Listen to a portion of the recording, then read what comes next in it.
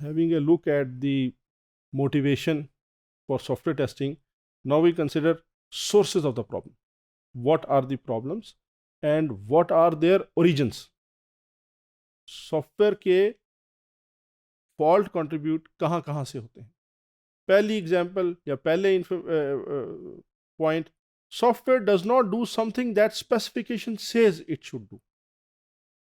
As you've gone through your degrees, you must have come to know if whatever we develop, we first develop a software requirements specification document.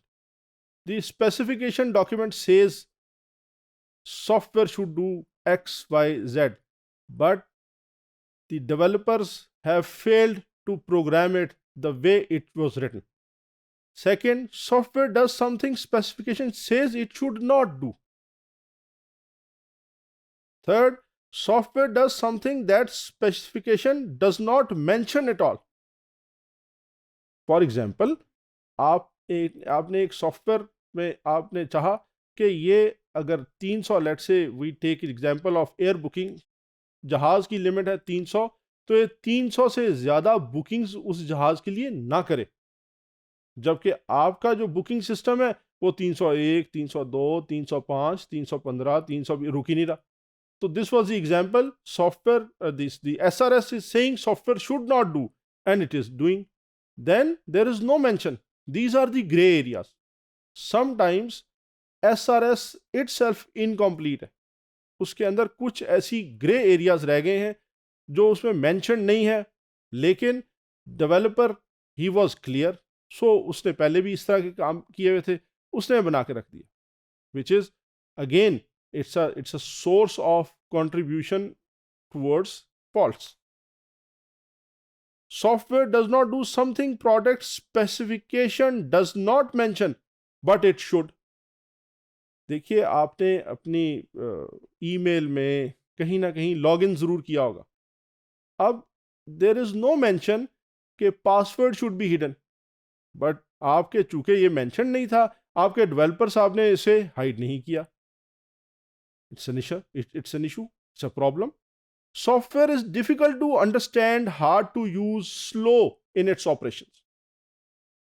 एक case study बहुत सारे साल पहले पढ़ाई जाया करती थी, जिसमें एक manufacturing company got a software developed. It was doing everything what it was supposed to. But it was falling on one ground.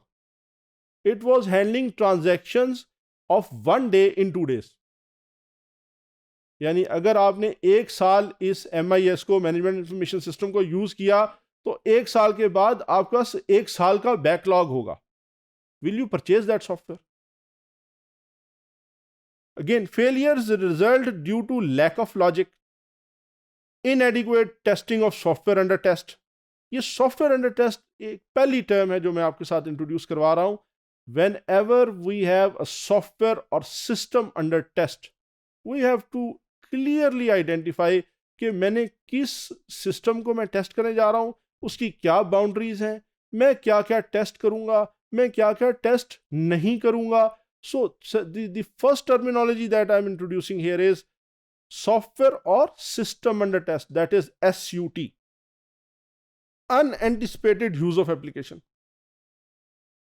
देखिए, hacking is unanticipated use of application, isn't it?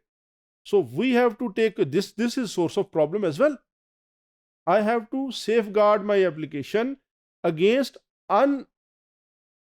inadequate or unanticipated use of application. यहां ये बात बड़ी जरूरी है कि हम इसको समझें कि आपका एक प्रॉब्लम आ गया, तो ये प्रॉब्लम फिक्स करने में हमारी इन्वेस्टमेंट, टाइम की इन्वेस्टमेंट, देखिए, software testing cost you time, it cost you resources, it cost you money. If it is costing you, let's say एक टेस्ट केस आप रन करेंगे अपनी एप्लीकेशन पे, तो it will cost you X amount of dollars for each test run. And test run क्या है? Basically it's a use of your SUT under test circumstances. ये एक रिसर्च है जो कि आपकी टेक्स्ट बुक में भी है और ये कई जगह पे और भी ये कोटेड है. cost to fix a bug increases exponentially. Let's say मैंने requirement specification में एक mistake में से हो गई. अब अगर मैं requirement specification को ही किसी तरीके से अगर जो कि इसके mechanisms methods आगे आएंगे, या अगर मैंने उधर ही इसको फिक्स कर लिया, या मुझे जो फॉल्ट मेरे से इंड्यूस हुआ था या मेरी टीम से इंड्यूस हुआ था, it is caught and it is taken care of. अगर ये रिक्वायरमेंट्स एनालिसिस में था और रिक्वायरमेंट्स स्टेज पे ही निकल गया, अगर ये 10 रुपए का कॉस्ट करेगा, अगर ये जाके डिजाइन में जाके मैं पकड़ूं और then I come, then this means there are two efforts. One, design में मेरे से एक फॉल्ट पकड़ा गया. First of all I will have to correct my requirement specification. मेरी असम्पशन है कि मेरा design with respect to my SRS document is complete और it is kind of verifiable, it is validated, it is correct. अब अगर design में जाके एक फॉल्ट मुझे मिला तो पहले मुझे जाके अपनी SRS को सीधा करना पड़ेगा, क्योंकि SRS और डिजाइन देवर अलाइंड. अब so this means effort double हो गई. पहले मुझे SRS सीधी करनी पड़ेगी, फिर डिजाइन को भी उसके हिसाब से फिर रीअलाइन करना पड़ेगा. इमेजिन करें इम्प्लीमेंटेशन में पकड़ा गया. इम्प्लीमेंटेशन में फिर अगेन मेरी असम्पशन यही थी कि what ever I have specified I have design, what ever I have design I am implementing. If there is an issue caught at the implementation stage, I'll have to go back. How many steps? No, it is not one, it is 2 steps. 2 steps पीछे जाके पहले मैं अपनी specification document सीधी करूंगा, फिर मैं design करूंगा, फिर मैं इंप्लीमेंटेशन करूंगा. अच्छा, of course this is not true for all errors that I catch. All faults के लिए ट्रू नहीं है. ये वो हैं जो कि ऐसे फॉल्ट हैं जिनको मुझे जाके ट्रैक करना पड़ गया. दिस मीन्स कि if bug is found at requirements stage causing me $1, if it is found at design stage it will cost me 10 times now $10.